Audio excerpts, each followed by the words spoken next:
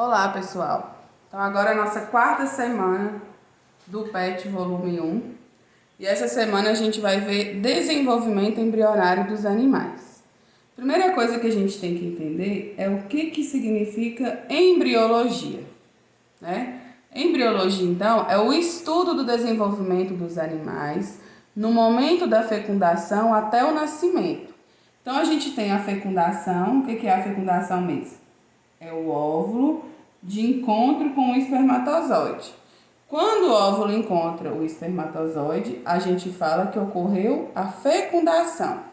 Então, a embriologia vai estudar esse momento até o nascimento desse ser, né? Aí vai depender da espécie que a gente estiver olhando. Mas a embriologia vai estudar qualquer desenvolvimento de qualquer ser, do início da fecundação até o nascimento desse indivíduo. E aí a gente tem, por que é importante a gente saber, então, né, a gente estudar a embriologia? Porque a gente vai aprender, né, o desenvolvimento desses animais no ovo ainda, né, quando ele ainda está se formando, multiplicando para formar a primeira célula. Então, após a formação do zigoto, que é essa primeira célula que eu falei, tem início a etapa do ciclo de vida dos animais. E essa etapa do ciclo de vida ela é dividida em segmentação, que é a clivagem, ou seja, a multiplicação, né? A primeira célulazinha ela vai clivar, separar aqui e formar duas, e assim sucessivamente. Então, é a clivagem, a primeira fase, a gastrulação, que é a fase que vem depois da segmentação, e a organogênese, que vem depois da gastrulação. Então, vamos ver uma de cada vez aqui. Então, a gente tem, primeiro aqui, a segmentação. Ela é caracterizada por sucessivas divisões mitóticas do zigoto. Então, vamos lá. A gente teve primeiro a fecundação, o óvulo encontrou o espermatozoide. Após essa fecundação, ocorreu, então, a formação do zigoto, que é a primeira célula, né, para formar o corpo de qualquer animal. Então, a gente tem o zigoto aqui, e aí ele vai ocorrer, né, várias clivagens, várias separações aqui. E aí, quando ele se separa e forma duas célulazinhas aqui, a gente chama de blastômero. Então, quando o zigoto sofre a primeira clivagem, a primeira quebra para formar duas células, a gente já chama essas duas células de blastômeros. E aí elas vão se dividindo, né? E aí aqui a gente tinha duas, formam quatro formam 8 e assim sucessivamente. Ao final dessa etapa, né, todos os blastômeros que foram formados, eles dão origem a uma única célula que a gente chama de mórula. Então, mórula são vários blastômeros que se uniram. Então, aqui o exemplo da mórula. Então, a gente tem zigoto, blastômeros e no final a mórula. E aí, devido à quantidade de vitelo que vai ter no ovo, o que é vitelo? Vitelo é um conjunto de nutrientes, né? Então, são nutrientes que estão presentes no ovo.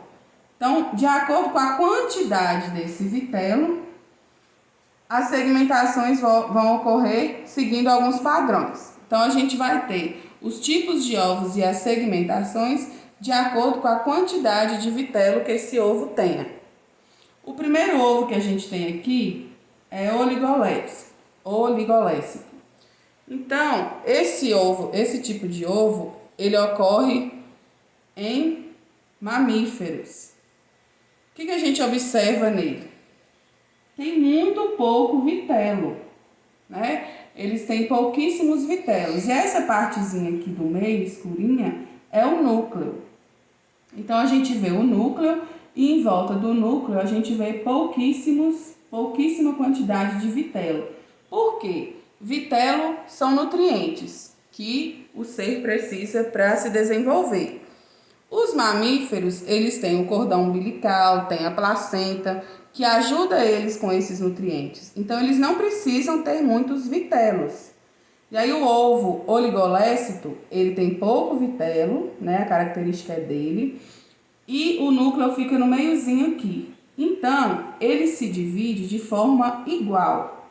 Então, essa primeira célula, que é o zigoto, ela vai originar duas aqui iguais.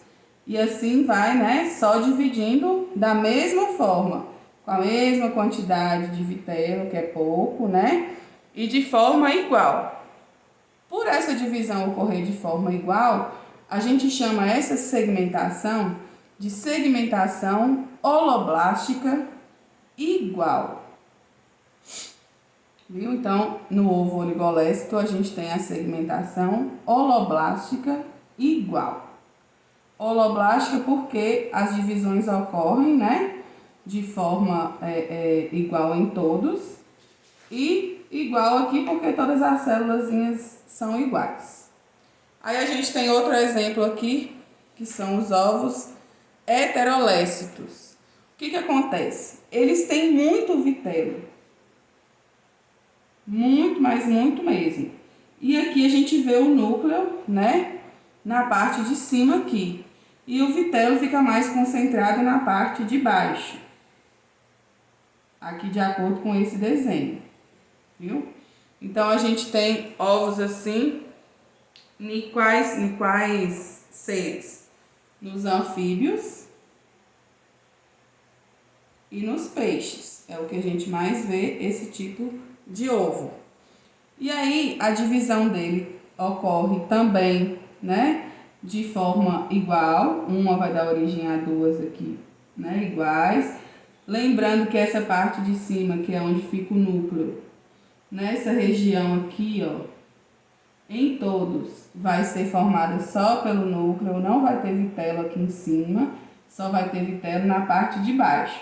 E aí, todo ovo heterolécito, ele tem segmentação holoblástica, como eu falei, porque ocorre de forma igual, né? Da primeira aqui até a última. Só que, como a quantidade de vitelo é diferente em cima e embaixo, a gente fala que essa segmentação é holoblástica desigual. Então, a diferença entre essas duas é isso. Esse daqui só tem vitelo na parte de baixo, essa aqui o vitelo é espalhado igual.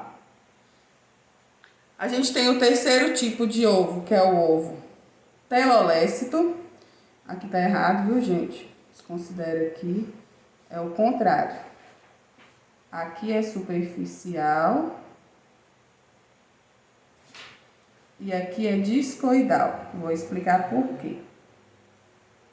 Então, vamos lá. O ovo telolécito, ele também, né, tem uma enorme quantidade de vitelo. Então, aqui a gente vê muito vitelo também.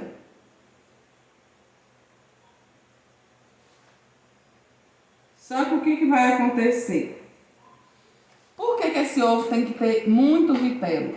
Porque ele é encontrado normalmente em aves e répteis. E o que acontece com esses animais? Eles formam ovo com casca.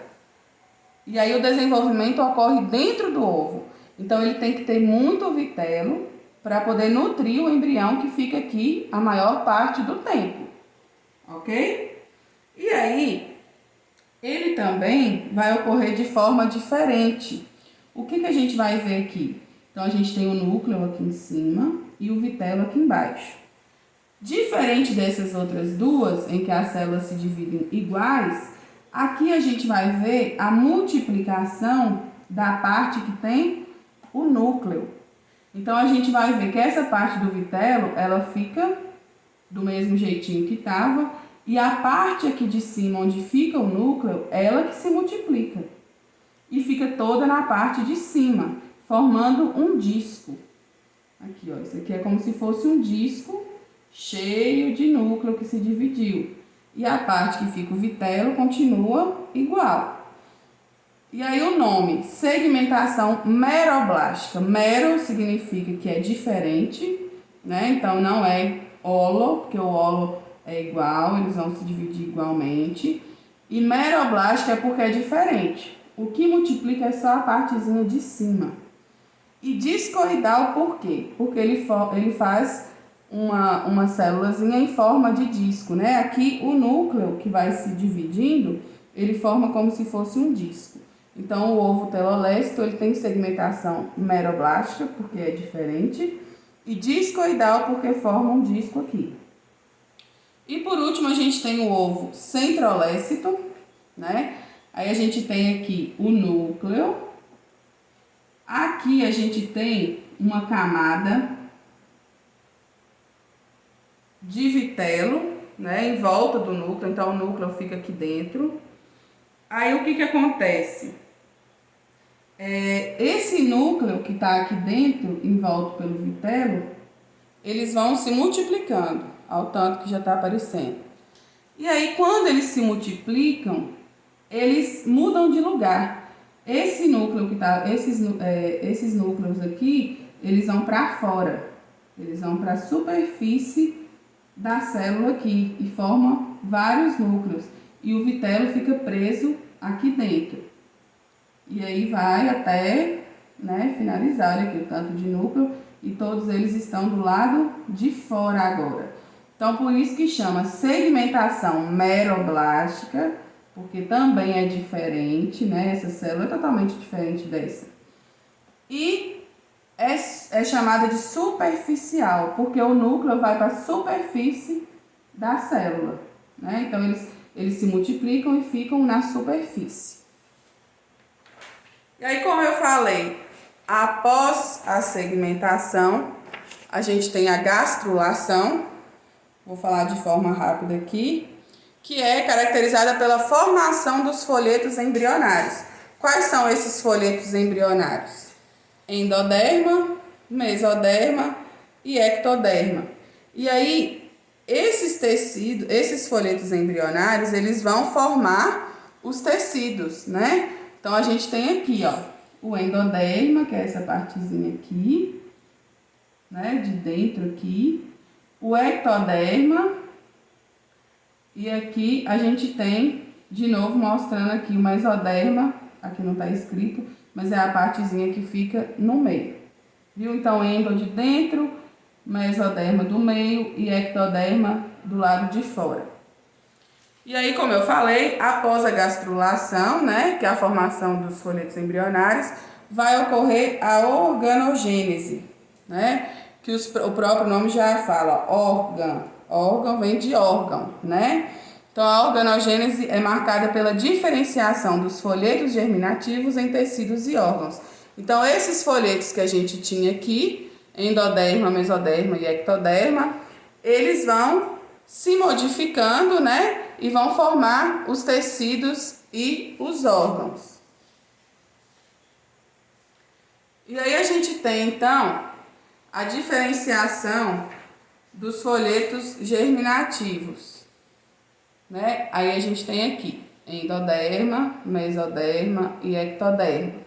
E aqui depois vocês deem uma olhadinha que tem aqui como que cada um se diferencia então, né? O endoderma vai se diferenciar, vou dar um exemplo aqui, no revestimento de pulmões, brônquios e traqueia.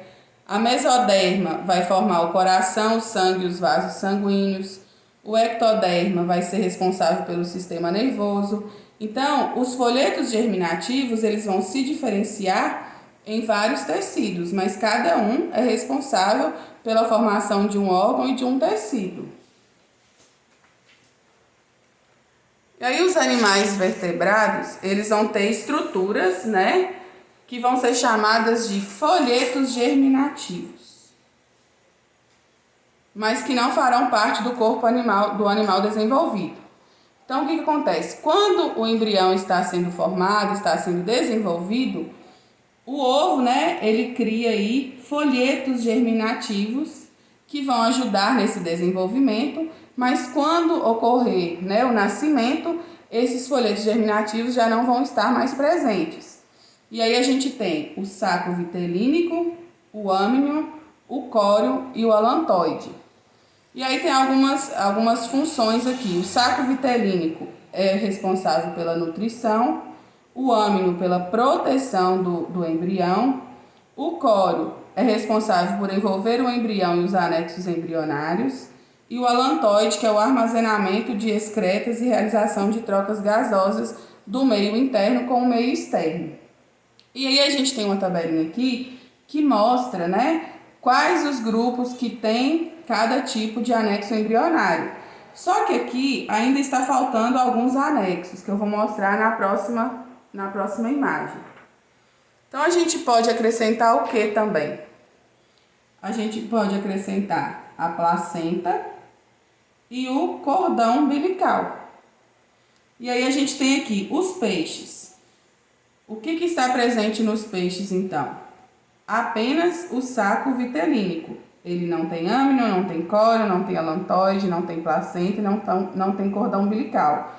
Os peixes e os anfíbios, eles só possuem, né, saco vitelínico, sendo que os anfíbios, o vitelo, ele é abundante dentro das células. Por quê? Porque ele só tem isso daqui para proteger o embrião. Então, tem que ter uma quantidade muito grande. Os répteis possuem saco vitelíneo, âmnion, córeo e alantoide, igual às aves. E os mamíferos, né, que possuem mais anexos embrionários. Eles possuem todos os anexos embrionários, incluindo placenta e cordão umbilical. Então, por isso que quando eu mostrei lá os ovos de mamíferos que a gente viu que eram os primeiros, né, o oligolécito, a gente viu que tinha pouco vitelo, pouco nutriente ali no ovo. Por quê? Porque ele possui vários anexos embrionários que vão ajudar no desenvolvimento desse embrião. Então não precisa muito. Aqui a foto ficou um pouco ruim, mas aqui é mostrando, né, o embrião aqui de um peixe. E só para vocês verem aqui, esse saco aqui, ó, que a gente chama de saco vitelínico, que ele fica, né, na formação do embrião até o nascimento.